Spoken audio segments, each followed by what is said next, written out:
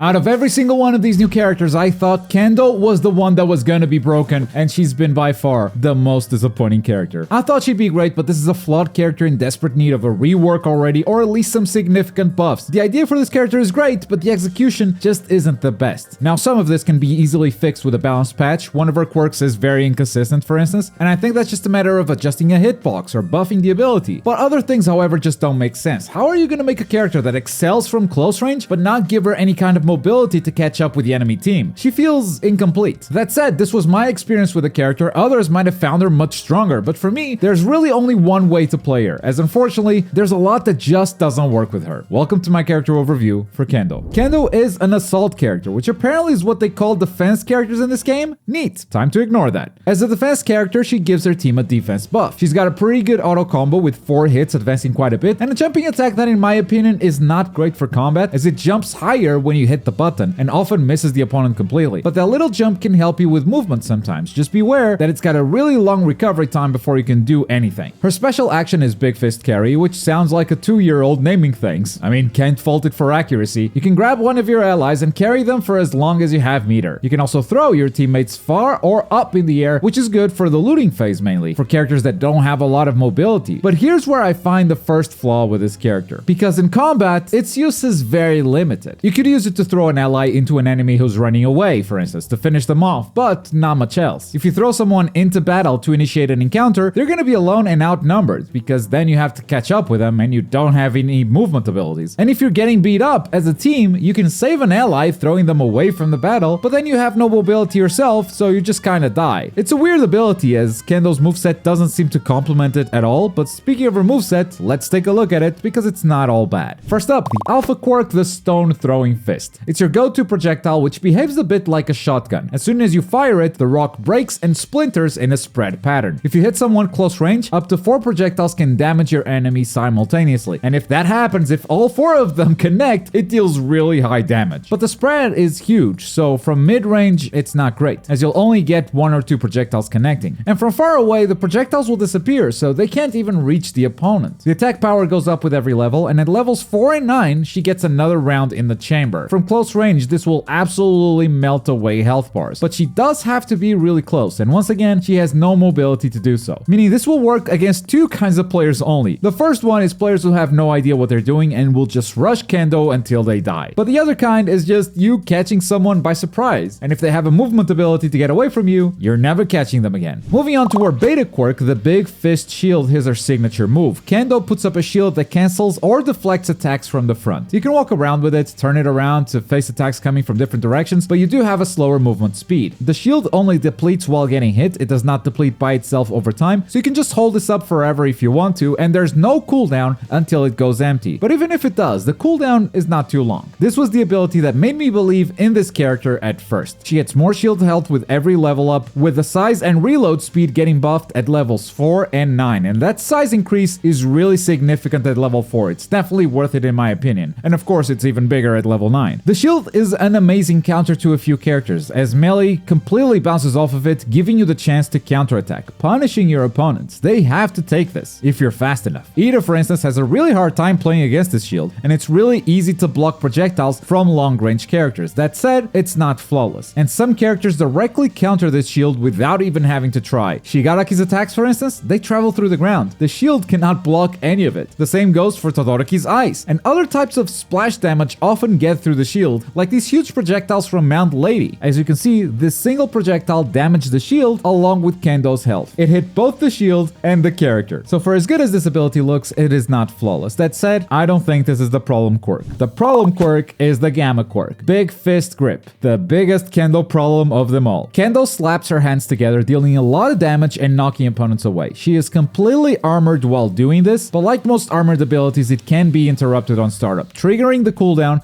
without the ability even coming out. This is Kendo's most damaging ability if we're talking about a single hit, and it starts with 1 stock but gains another one at levels 4 and 9, and the size of the hands also grows. Now, here's my problem with it. This move is unreliable as hell. No matter how big the hands are, the hitbox is deceivingly small. I've seen players just phase through the hands completely. It's an ability I've come to ignore in her kit, but even when it works, it knocks opponents away from Kendo's most effective range. So it's an ability that also does not work together with the rest of her kit. it. The more you look at this character, the least the moveset makes sense. Nothing a few balance changes can't fix, but at this time, this ability ended up influencing how I played and built Kendo. So with that in mind, let's move on to our builds. I usually come up with 3 builds for characters, but in this case, I've only really got 2, which is bad because you don't always control your build in this game. The cards you find are often random and the build is kind of decided for you. That said, here's my recommendation if you can go for it. Build 1, the shot and shield. Start by building your shield to level 4 to get that size buff and then fully invest into that shotgun. This build is going to require some good aiming, and you're aiming from close range, which means you're going to have to be precise and extra fast. You're going to have to turn quickly to keep up with your opponent and still nail those shots. It's not easy, but if you can do it, this alpha quirk leveled up is an absolute wrecker. This build, however, will still lose every single fight against a skilled Shigaraki or any other character that directly counters Kendo, as your shield cannot protect you against their attacks and their mobility is way better than yours, so getting in closer is going to be a challenge. After you max out your alpha quirk, you go for your shield to help your team as much as possible before spending the rest on your gamma skill. And then we've got build number 2, all shield. Basically go all out on maximizing your shield. With this build, you're going to be relying on your team a lot. Your main job is to keep them safe and alive. Let them do their thing. You do need 2 strong damage dealers in your team to make up for your lack of damage, because you're mostly going to be protecting them. But if those damage dealers are able to freely dish out damage from behind the safety of your shield, you're really going to make them shine. So to summarize, if her shield works, Kendo is a tanky character, and she synergizes great with a lot of the cast, protecting them from damage. That said, she has a ton of weaknesses. She can be hard countered by a few characters like Shigaraki, Dabi, or Todoroki. She has no mobility, and she's a low damage character in most situations, as in this game, you mostly play outside of her effective range. Ultra Rumble is clearly not a solo game, and Kendo is a big team player. Even though the character itself doesn't feel very strong, most characters would love having a Kendo on their team most of the time because it allows them to play safer. That said, there are definitely some characters that will benefit from her shield more than other characters. I'm talking about mid-distance characters. They will love this shield the most because they always need to be ready to jump into the action. Shigaraki, Dabi, and Denki all have projectiles that are most effective in the mid-range and have abilities that allow them to jump in for big damage. Deku and All Might are 2 of those characters as well, but these are the same type as Kendo, so you must be ready to share level up cards with them if you are gonna pair these characters up. And then to make up for the lack of Kendo mobility, you have someone like Compress. You can shield Compress from tanky damage, and once your shield is gone, he can put you in his pocket and either run away or protect you while your shield recovers, creating sort of a shield rotation. This was one of my favorite combos to run. That said, I do feel like this team lacks a little bit of damage. And that's my overview for Kendo. Unfortunately, I couldn't take her as far as I wanted to, but her moveset just didn't make sense for me in a lot of places. Not everyone can be the strongest, I guess, but she's definitely in need of some love. Which is not the same for someone like Ida, for instance. Unlike most people, I think he's actually really strong. Check out this video to find out why. Thanks for watching.